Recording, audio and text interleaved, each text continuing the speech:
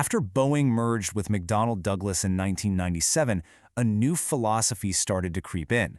And this quote just captures it perfectly. Well, this story is about so much more than just planes and orders. At its heart, it's about two totally different ways of thinking. Two corporate cultures that basically sent these companies on completely different flight paths.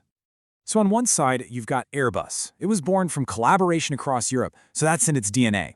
It was always focused on pushing the tech envelope, with things like fly-by-wire or designing similar cockpits so airlines could save a ton on pilot training. They often chose to design brand new planes from scratch. Boeing, on the other hand, well, they historically built on their legacy. They often chose to upgrade existing models, like the famous 737, because it saved time and money. It was a proven strategy, but definitely a more conservative one. And then came this really pivotal moment.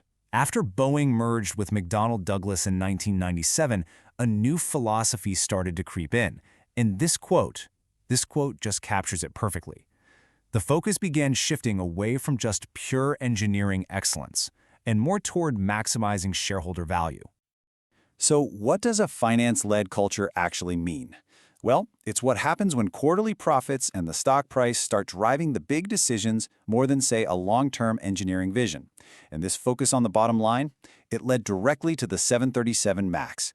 That was the choice to go for a faster, cheaper upgrade of an old design to compete with Airbus instead of spending the time and money on a brand new clean-sheet airplane.